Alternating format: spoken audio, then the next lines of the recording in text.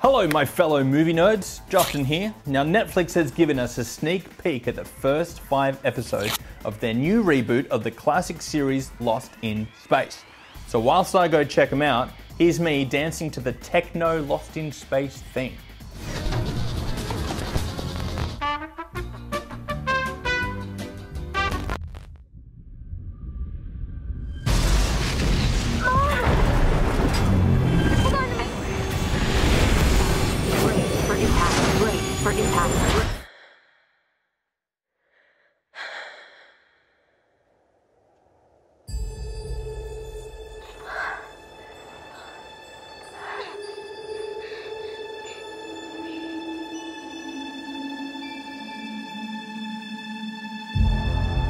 We're lost.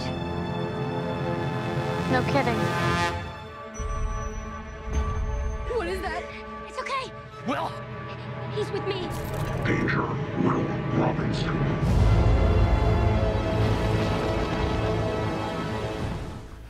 Okay, well I'm back. So Lost in Space is a reimagining of the classic Owen Allen sci-fi series from the 1960s. You know the one, Danger, Will Robinson. The series, of course, follows the Robinson family, John and Maureen, along with their children, Judy, Penny, and Will, on a journey to recolonize Earth on a planet near Alpha Centauri. Of course, nothing goes to plan, and the family is transported far across the galaxy, millions of light years from home. Some might say they are lost in space. Yes, very good. Anyway, Netflix is a great home for this new reimagining, with the show abandoning the whatever of the week formula that the show was known in its later seasons and returning to the long story arcs of the original show's first few episodes. While you may not be overly familiar with the 60s show, you may have seen the 1998 film version with William Hurt and Matt LeBlanc, which is severely underrated. I am a very big fan. But either way, the new show covers a lot of the similar beats. What I did find interesting was the flashback formula that they've used. Now the show opens well into the Robinsons' journey and them ultimately being already lost in space.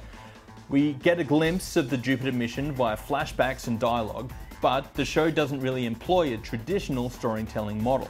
Whilst it allows us to get to the here and now straight away, we aren't really given any context initially. Some may find this an interesting puzzle, but for me it didn't really get me too excited straight away. Now I'm curious about this world, so to be thrown directly in the middle of it was also a bit of a shock. With that though, comes character development through being in the middle of an intense situation. The pilot episode throws many problems at the Robinson family, and we get to know more about each of the characters by how they react to the situation. It is a bold choice because I think viewers may lose interest as they are suddenly required to care about the characters that they have only just met. Now the family dynamic is a little different in this version. The relationship between John and Maureen is rocky. It's interesting to watch the two provide a united front of bravery to their children, but you know that there's more going on between the two of them behind closed doors. On the flip side, Judy, Penny and Will keep on their traditional roles as per the original series in the movie. The other big difference is a gender swap for Dr. Smith, which I think was really cool, played by the always reliable Parker Posey. Initially, she plays the role fairly dumb, but after some sinister deeds in an early flashback, they bring a real edge to her character.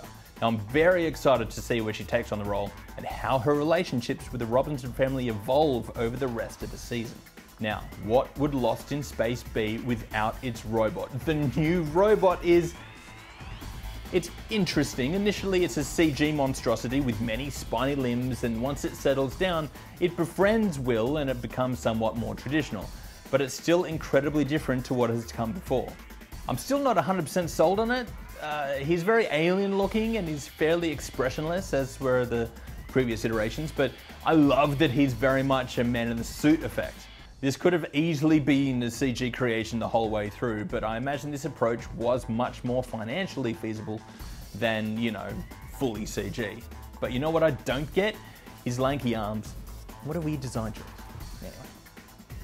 Whilst they may have gone down a more cost-effective route for the robot, the series spares no expense with the production.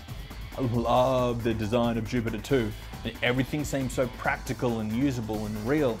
It just gives the show such a real plausible feel, which is great. Now, the show is brought to us by Neil Marshall, who directs the first few episodes, which only adds to that grittiness which sets this apart from the 60s series. Fans of this series will also enjoy the cameo from a certain original cast member during the pilot.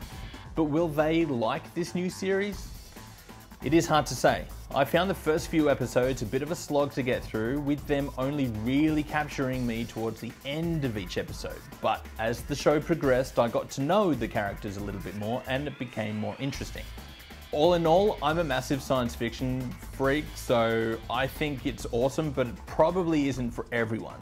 Now, its strong science fiction elements will draw those sci-fi fans in, but the show doesn't do anything that stands out as original or show-defining. Now, here's hoping the final 5 episodes really kick it into gear, because remember, I only saw the first 5. So let us know if you are excited for Lost in Space in the comments below. I'm Justin, and until the next video, I'll see you nerds at the movies.